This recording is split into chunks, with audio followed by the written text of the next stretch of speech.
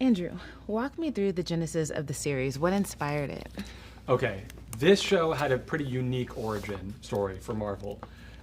It all really began with Destin shooting Shang-Chi with Sir Ben and loving the process of working with him and loving this character, Trevor Slattery, and turning to the producer on that movie and saying, what if we did a show, it was kind of a joke, what if we do a show where Trevor goes back to Hollywood? And they both kind of got excited about that idea for a while. It was still kind of a joke, but then they started getting more and more serious and started talking to people over at Marvel and learned that there was a competing project, that Stephen Broussard and Brian Gay were planning on doing a Wonder Man series set in the entertainment industry. And they felt like they couldn't do two of those shows. And at a certain point, they were like, maybe it's the same show. So that's when I got involved. Destin was involved, Sir Ben was involved. We knew there was this Simon Williams character, but we didn't know who or what he was going to be like. Did he have superpowers? Did he get superpowers? Maybe he never gets superpowers. They wanted to do a show that felt different and was about the entertainment industry. I like that. Does the series tie into the MCU in any way? The series does tie in and hopefully feels like it shares DNA with the spirit of the MCU, but it requires no homework. This is a show where if you haven't seen the last few shows or movies, don't feel like you can't enter into the show. And even if you're somebody who never felt like you had a place in the MCU, you might be able to watch the show and not feel alienated whatsoever. We have Trevor does exist in other projects, but if you've never met him before, you will meet him anew here, and he can exist to you brand spanking new. And the Department of Damage Control also connects, but in a way that shouldn't require any homework. How does the series pay homage to the Wonder Man comics while establishing its own identity? Well, the thing about Simon Williams is he's a complicated man in the MCU comic books. He's not really a man. He's been killed, he's been brought back as ions, he's given his brainwaves to Vision, he's had a lot going on. And that's a lot to take on. And when we were thinking about what was unique about Simon and what was unique about this show, it felt like an opportunity to actually make a show about being a struggling actor more than anything. And that is also part of Simon Williams. And some of Simon Williams' most iconic looks have found their way into our show because this guy has some good taste. So we tried to incorporate some of that, and hopefully the people who love Wonder Man from the comics will find something to love in this show as well. The rapport between your two leads is phenomenal, and so much of the show's charm hinges on their chemistry. What was it like working with Yahya Abdul-Mateen II and Sir Ben Kingsley? It was an incredible opportunity to work with Sir Ben Kingsley and Yahya Abdul-Mateen. I'll start with Sir Ben, because he was on the project first.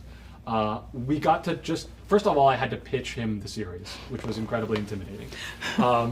And then I got to start talking to him just about Trevor in general, because he's lived with this character for 13 years. So he knows what Trevor's relationship with his mother was like, and why Trevor fell in love with acting.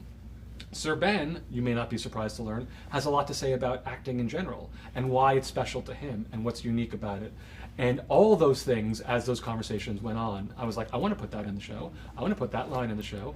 The story about connecting to the script when he is trying to think about his role playing Macbeth, and he's thinking about Hamlet. There's a line about the play within the play and holding a mirror up to nature. That is Sir Ben telling me about an experience he had when he was performing not on Broadway, but performing Shakespeare. So that was unbelievably inspiring and so wonderful, truly unparalleled.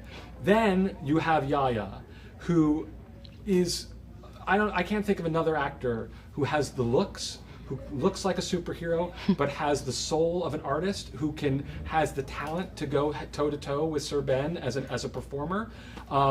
He's one of one, and just an incredibly generous and wonderful person. And the more we talked about Simon, and the more Yahya wanted to know about specifics about Simon's backstory, his relationship to his parents, where he's from, those specifics started working their way into the show. So without Yahya or Sir Ben, the show would not be the same, whether they were on screen or not, because behind the scenes they were helping inform this world and these characters.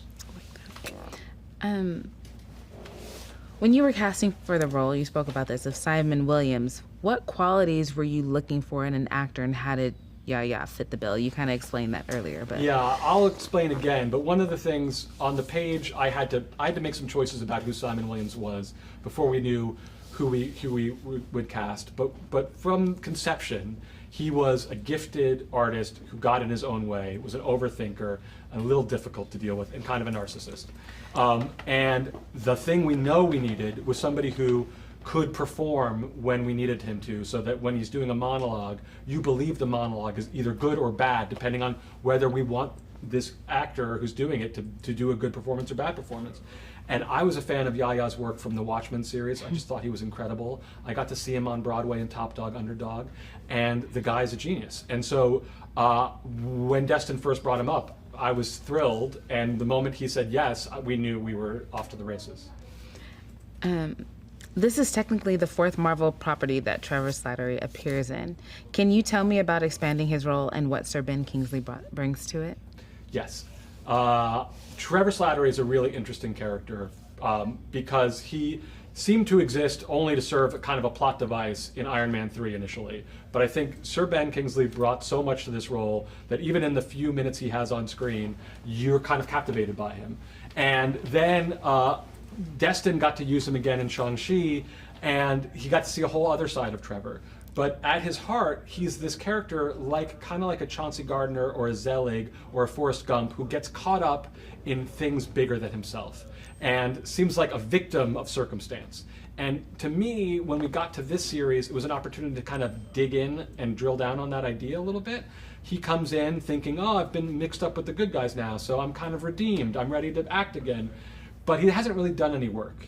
And throughout the course of this season of this show, you see this character realize that he hasn't ever made the choices or taken the action that he needs to do for others, and that he makes a sacrifice because he cares so much about Simon, that he kind of redeems himself finally by the end of this season in a way that I don't think he's been redeemed before.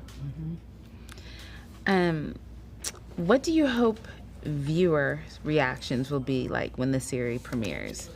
What do you hope audiences will take away from the show? I hope viewers and audiences will see the love and care that went into this show on every level.